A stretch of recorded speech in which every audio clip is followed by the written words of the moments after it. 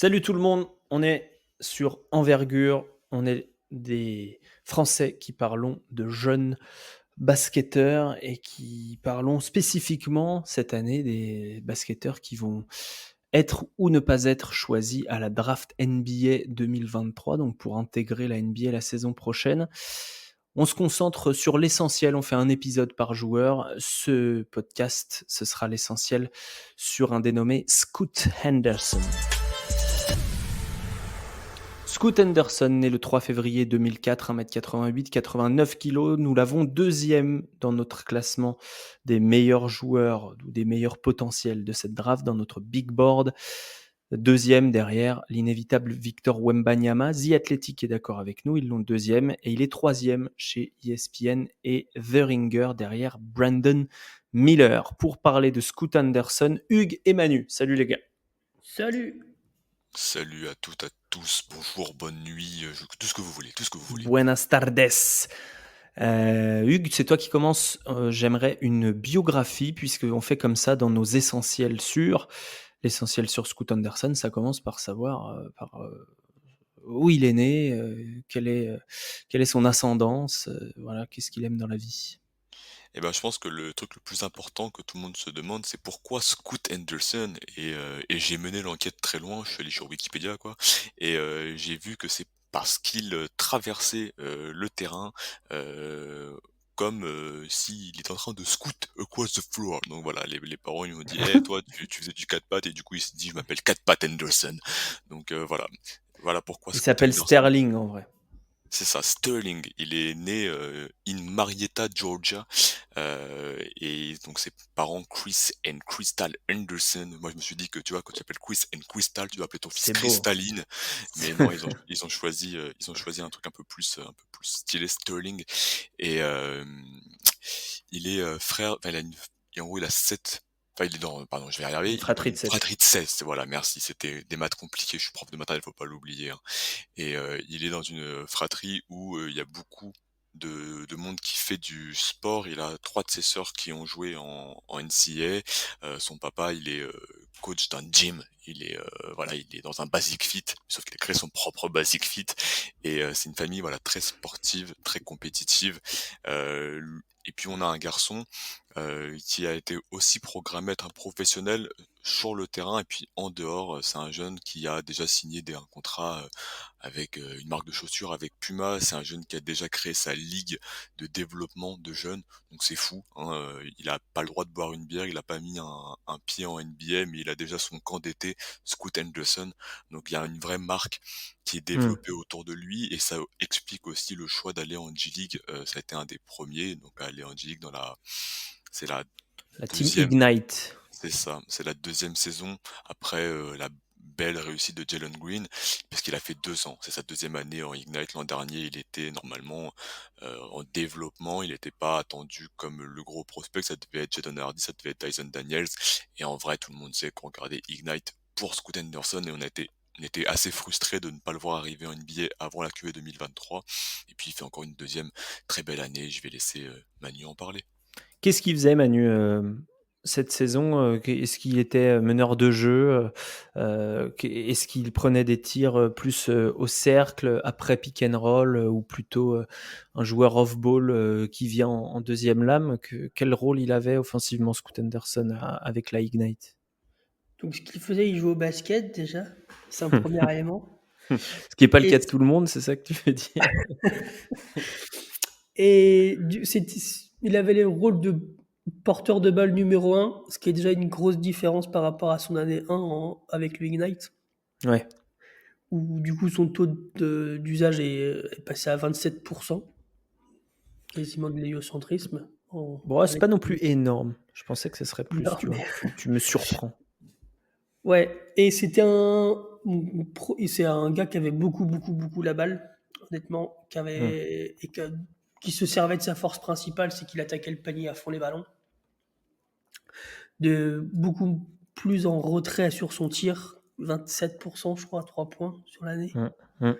avec des pourcentages en montagne russe selon les mois, ce qui est super, c'est ce qui est marrant sur la site d'Ignite, c'est qu'on voit qu'il est très très fort quand il a au moins 3 jours de repos. Il shoot à 43% à 3 points quand il a 3 jours de repos. C'est Ok. con, il va jouer en NBA, c'est un peu dommage. C'est marrant comme stat. Mais J'avais il pas shoot à capé ça. 10% quand il joue en À 3 points, tu parles? ouais, à 3 points. Ok. 10% à 3 points quand il a 0 jours de repos. Ok. Et t'as vu la stat quand il a mangé du gluten le matin ou pas? Non, je sais pas s'il est allergique au gluten ou pas. Donc en Mais tout bon, cas, plutôt porteur de balle c'est ça. offensivement et défensivement. Quel est le rôle qu'il avait? Est-ce qu'il se tapait le meneur adverse? Est-ce on le cachait un peu pour le faire briller en attaque? C'est un peu des deux, c'est pas sa force principale, mais il est quand même vraiment correct et puis il est vraiment balèze, honnêtement. Ouais, Je sais pas ce qu'il a en envergure d'épaule. Sa largeur d'épaule est franchement. Enfin, le gars, c'est un running back, ouais, honnêtement. ouais. Il est vraiment tanké, il est sculpté dans la pierre, le truc. C'est assez dingue. Donc, il a fait le taf sans plus face à une adversité totalement autre qu'en NCAA. Hein. On va pas se le cacher, donc c'est pas la même chose. Oui, on dit meilleur. Bien meilleur. Ouais. Bien, bien meilleur. Et après, le seul hic de sa saison, c'est uniquement 19 matchs joués sur 32, je crois. Hmm. Ouais, je crois que c'est un peu, ouais, je crois que c'est un peu plus de 30 joués par son équipe. Lui, il en a fait que 19. Il a été blessé au genou. Il a eu une nasal fracture. Je sais pas ce que c'est, si c'est les voies nasales, si c'est le nez, je sais pas trop. Hmm. Il a eu une fracture au visage en tout cas. Ouais. Et il a été shut down sur la fin de saison aussi. Pour des Donc, raisons qu'on ne dévoilera pas. Si, on peut le dire, pour pas qu'il se blesse. Avant la draft. Hugues, pour ceux qui connaissent vraiment pas, parce qu'il y en a qui ont pu être introduits à Scoot Anderson via le match organisé contre les Mets, quand les Mets ont voyagé pour créer ce duel en fait, Scoot Anderson contre Victor Wembanyama. Quelle est la force principale pour ceux qui n'ont jamais vu jouer Scoot Anderson de Scoot Anderson? C'est clairement la pénétration. Allez, je parle pas de pornographie, loin de là. Je suis désolé hein, pour cet humour de bas niveau, tu pourras le couper au montage, mais c'est le drive.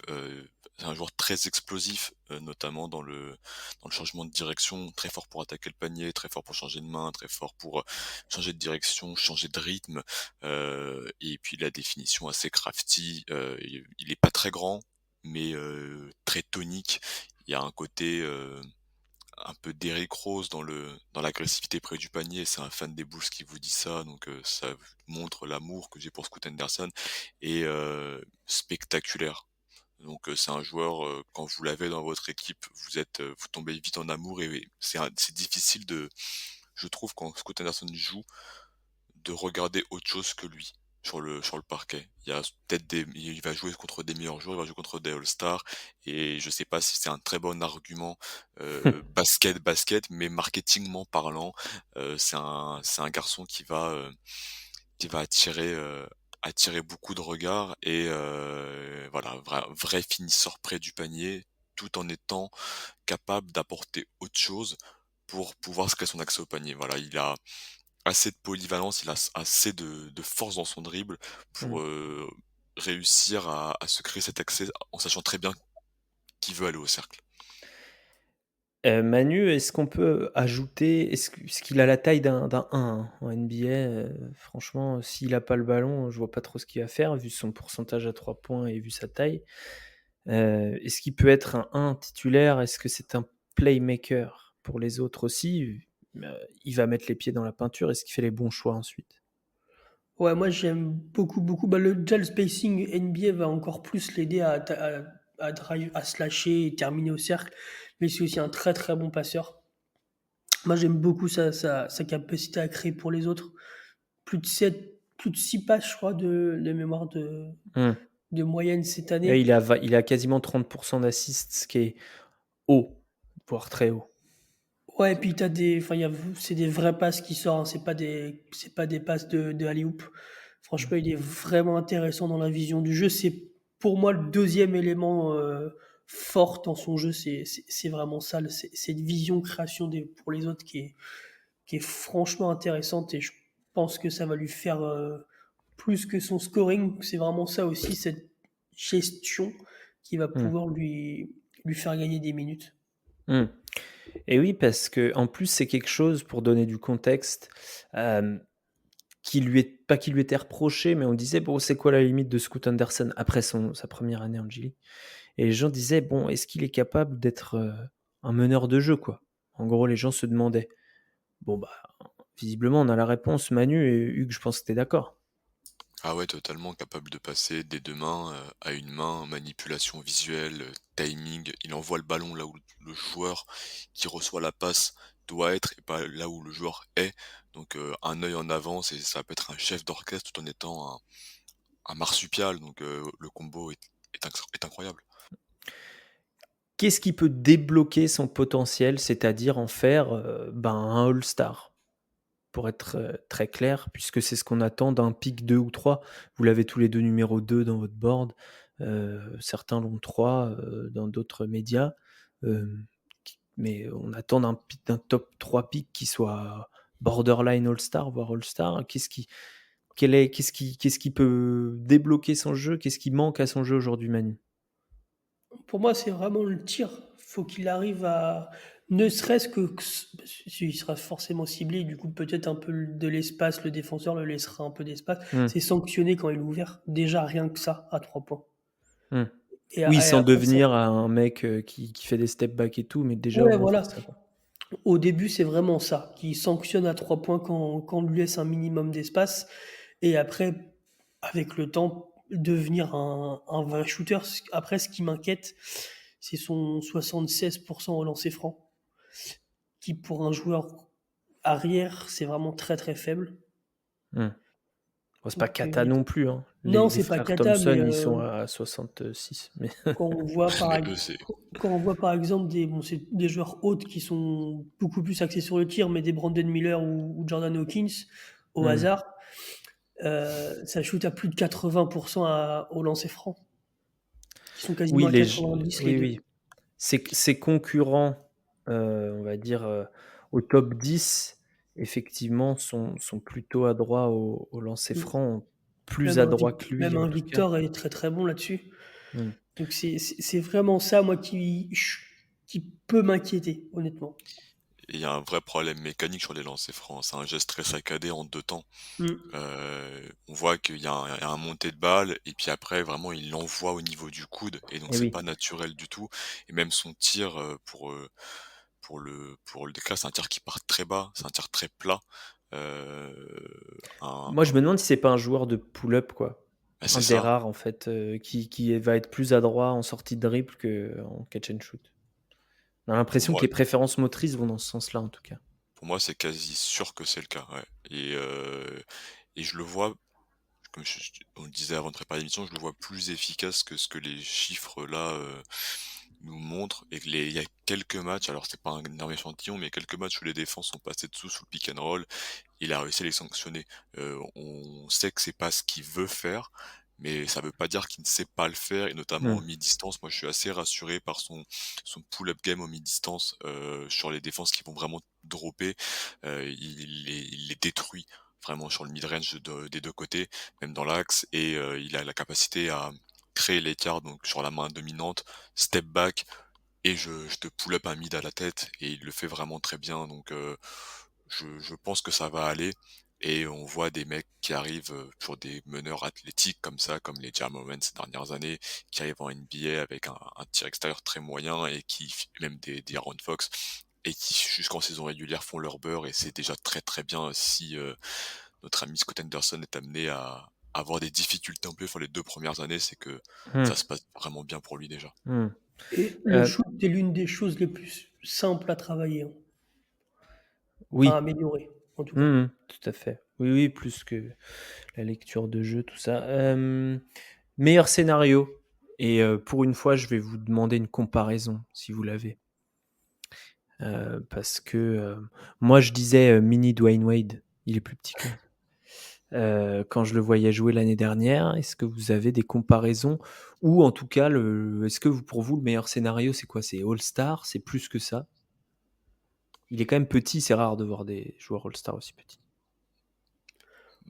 Mais tu vois, il fait en fait 1m88-91 et on est dans la dimension en termes de taille des Westbrook qui fait 1,91, des D-Rose qui fait 1,88, des Chris Paul qui fait 1,88, au pire des Bledsoe qui fait 1,85 ou 1,84. Donc les petits, alors pas Chris Paul du coup, mais les petits très athlétiques qui sont bouncy en fait, ça marche pas trop mal et je trouve qu'ils ressemblent pas mal à des joueurs que j'ai cités là.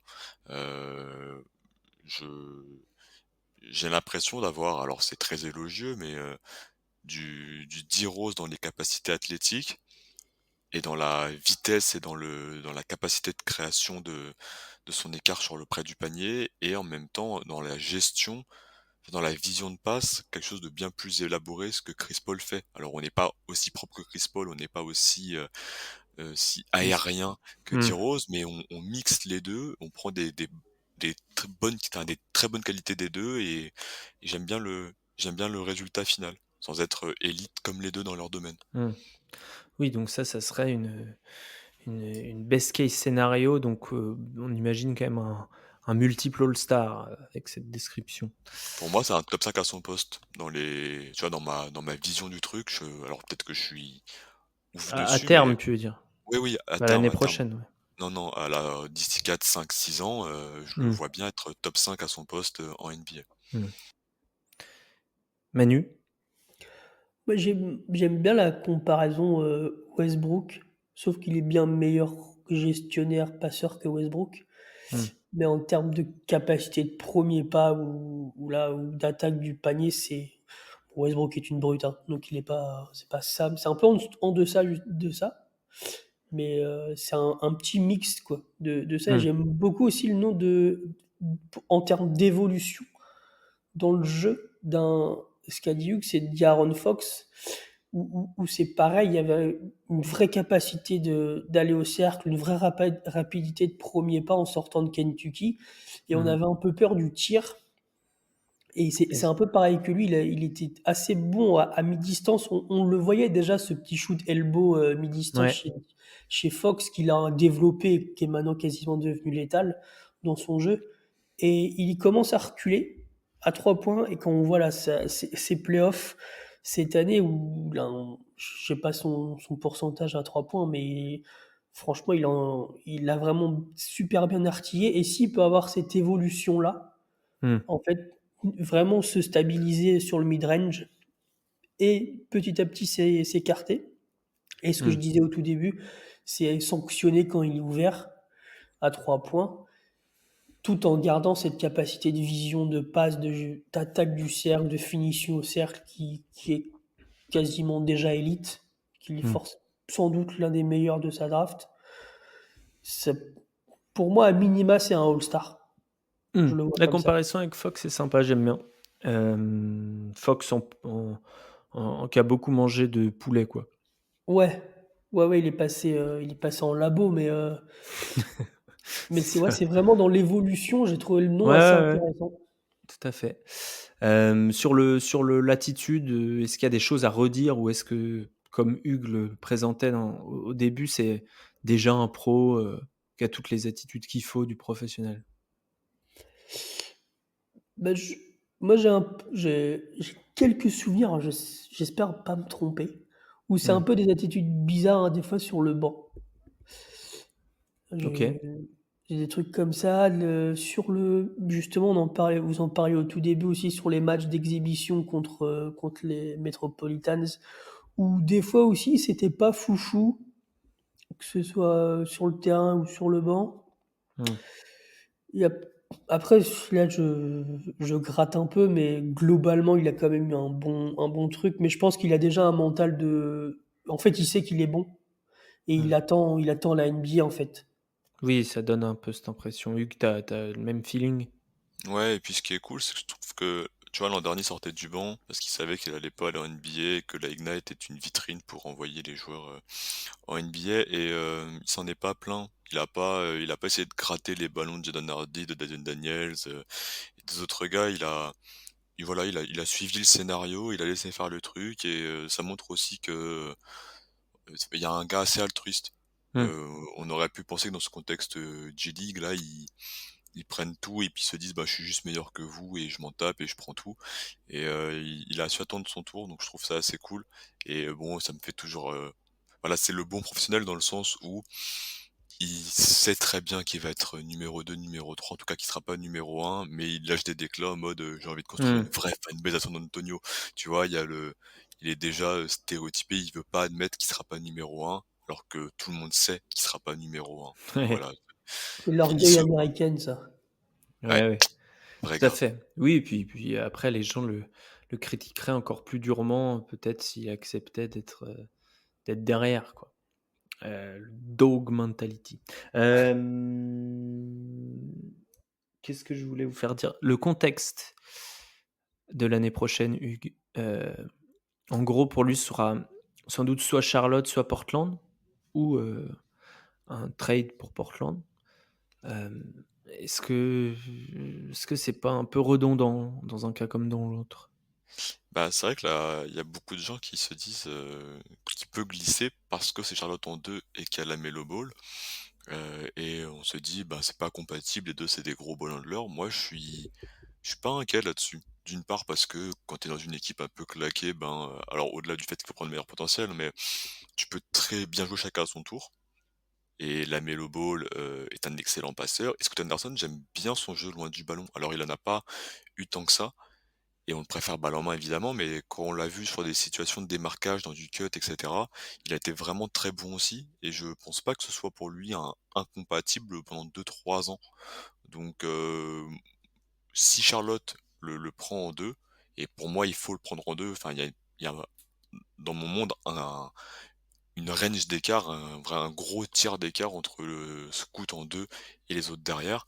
Je suis pas totalement inquiet, sachant que ils ont le ils ont le pivot Mark Williams pour faire les écarts, ils ont des ailiers. Alors on verra si Miles Bridges, arrête de tabasser ses copines, mais ils ont PJ Washington et cetera. Donc moi j'aime beaucoup et j'espère que Charlotte va pas faire l'impasse. Vraiment, Mmh. je les insulterai très fort dans ma tête si jamais, ils prennent pas Scoot Henderson en 2e Mmh, position. c'est ce que j'écrivais dans le dernier Big Board. S'il y a bien une équipe qui peut faire l'impasse, je sais pas si c'est non, sur Big Board ou sur Twitter. S'il y a bien une équipe qui peut faire l'impasse, c'est Charlotte, qui est pas connue pour drafter très correctement. Même si avec la Mélo, c'est bien passé, mais bon. Après, c'est pas les mêmes genres de joueurs.